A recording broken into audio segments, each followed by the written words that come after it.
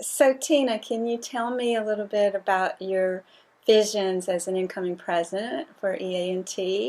What does the Enneagram narrative community mean to you? Mm.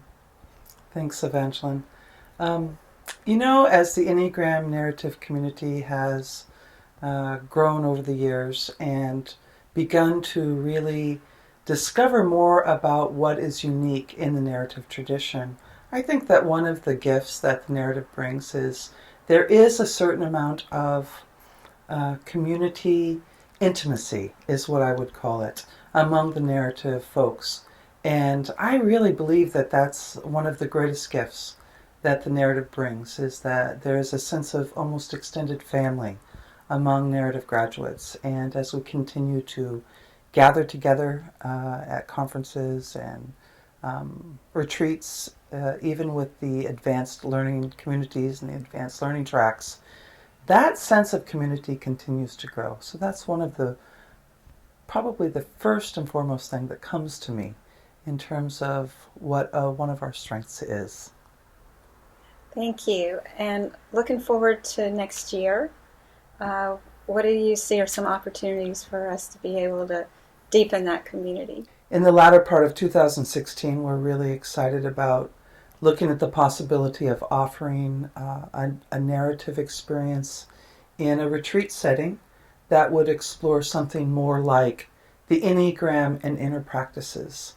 One of the things that is very compelling to me about my experiences with the Enneagram community, in the narrative tradition specifically, is that it has such a beautiful emphasis on going deep.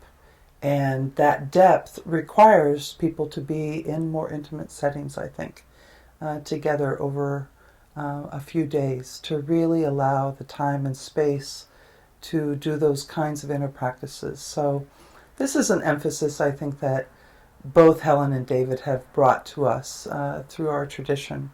And we find it very meaningful to be able to continue that and explore new ways in which the Enneagram is impacting us, that might take us to some other kinds of edges in life that are creative, that are inviting us into more body awareness and certainly into different kinds of spiritual practices, regardless of faith tradition.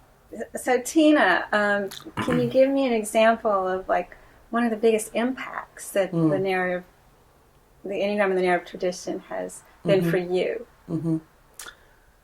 I would say that being a part of the advanced learning community twice a year has probably been the most impactful. And the reason is because, first of all, there's a community that gathers over and over again. So it's, in essence, the same people. And that level of trust that is developed over time really allows for one to go deeper and to take more risks. For me personally, in the Enneagram of process, though I identify as an 8, I can sense that through my work in small groups, through my work in panels, that I have been encouraged and more willing to take risks, to explore my vulnerability, which has opened up my ability to also begin to move, around this beautiful map that we've been given.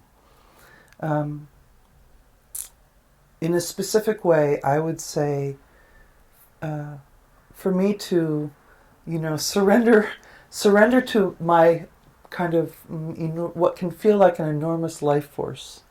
One of the things I've learned from sitting on many panels and being in very supportive environments in which I have felt encouraged to risk within myself and certainly within a community of people is to um, be more in a state of surrender around my identification with my character structure.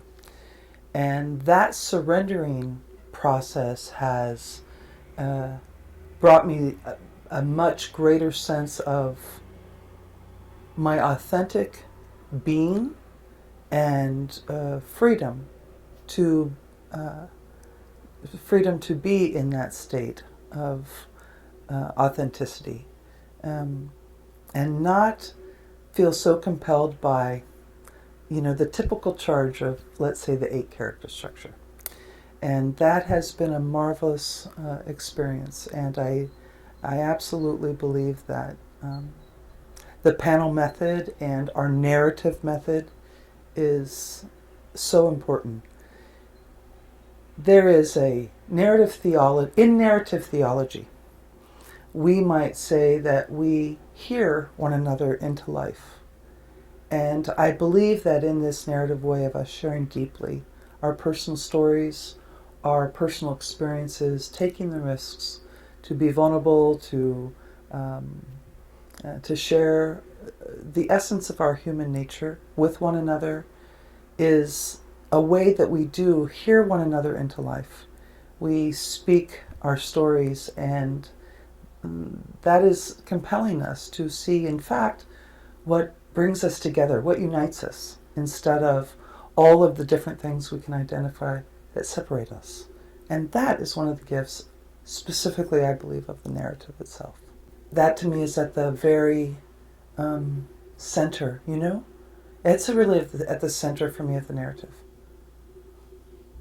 Telling those stories, telling the pieces about our struggle, our pain, our ecstasies, all of those things, that is a much deeper sharing than most of us are compelled to do in our daily lives. And that is life-changing. I'm convinced. One of the things that has been so transformational for me in terms of I'm going to say spiritual practice, but I can't even say that is fully separate from anything else I do in life anymore, is this increasing the capacity to stay present with that which is difficult. And in the telling of my journey on a panel, let's say, or in a small group, through my understanding of this internal map that the Enneagram gives us, there is this very significant experience of being received by other people. But, and maybe more importantly, it is learning to very skillfully be received by myself. That practice of self-compassion has probably the greatest impact, because then I am able truly to be more compassionate and welcoming of others. Now that is a life-changing experience. Absolutely. So there it is.